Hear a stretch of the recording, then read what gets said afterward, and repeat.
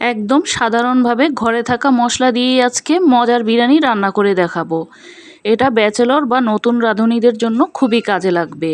আসসালামু আলাইকুম, কেমন আছেন সবাই? যে যেখান থেকে আমার ভিডিওটি দেখছেন সবার জন্য রইল অনেক অনেক শুভেচ্ছা ও ভালোবাসা।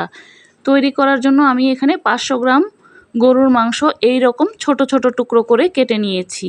আলুগুলোকেও আমি ছোট ছোট টুকরো করে নিয়েছি। আমি এখানে 2টি মাঝারি সাইজের আলু নিয়েছি। এবার আলুগুলোকে তেলের মধ্যে সামান্য লবণ দিয়ে একটু লাল লাল করে ভেজে নেব। আলুগুলো ভেজে নেওয়ার পর আমি তুলে নিয়েছি। এবার চুলায় একটি প্যান বসিয়ে তেল দিয়ে দেব।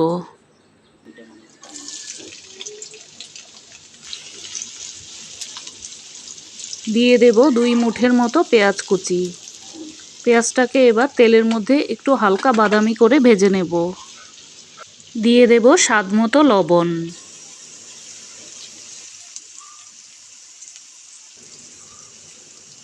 কালারটা যখন কিছুটা লালচে হয়ে আসবে তখন দিয়ে দেব 1 টেবিল চামচ রসুন বাটা, 1 টেবিল চামচ আদা বাটা। মশলাগুলোকে এবার ভেজে নেব যেন কাঁচা গন্ধটা না থাকে।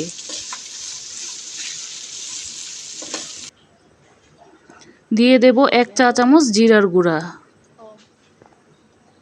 1 চা চামচ ধনিয়ার গুঁড়া, আধা চা চামচ গরম মশলার গুঁড়া,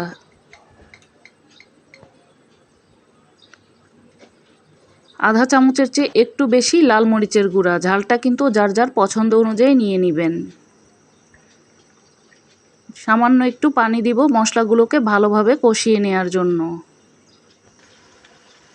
এখন বিরিয়ানির মশলার প্যাকেট থেকে 2.5 চা চামচ মশলা দিয়ে দেব।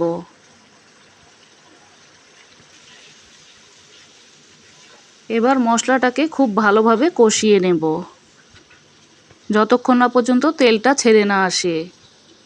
দিয়ে দেব 1 টেবিল চামচ টমেটো সস।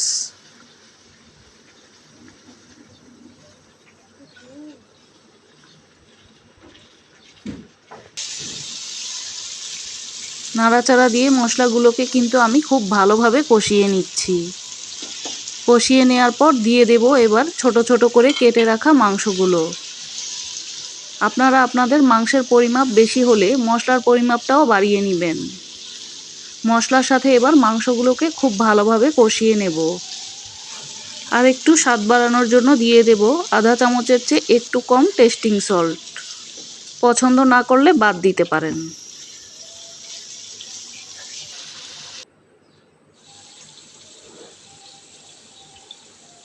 দিয়ে দেব আধা কাপ টক দই।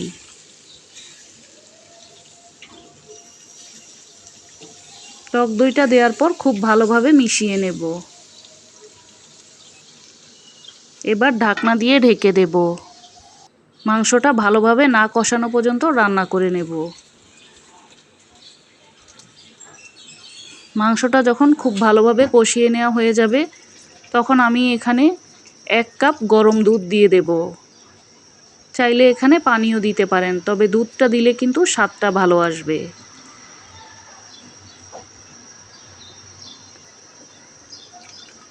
দিয়ে দেব 1 টেবিল চামচ কেওড়া জল। ঢাকনা দিয়ে ঢেকে এবার রান্না করে নেব।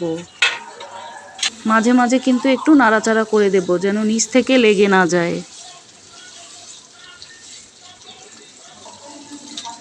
যখন পানিটা কিছুটা শুকিয়ে আসবে তখন আলুগুলোকে দিয়ে দেব, কারণ আলুগুলো কিন্তু আমি খুব ভালোভাবে ভেজে নিয়েছিলাম।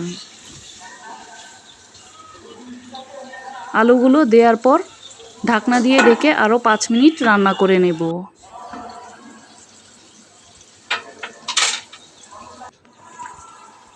5 মিনিট পর আমি এখানে 2 কাপ পোলাওয়ের চাল নিয়েছি। চালগুলোকে কিন্তু আমি ধুয়ে 10 মিনিট ভিজিয়ে রেখেছিলাম। এবার এই মাংস ও আলুর সাথে চালগুলোকে দিয়ে দেব। চালগুলোকে এবার নাড়াচাড়া দিয়ে একটু কষিয়ে নেব।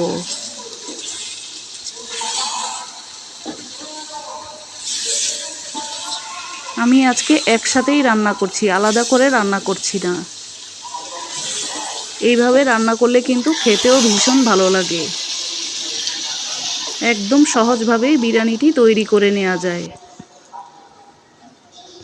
চালটা দেওয়ার পর আমি চালের জন্য কিছুটা লবণ দিয়ে দেব। লবণটা কিন্তু যার যার স্বাদ অনুযায়ী নিয়ে নেবেন।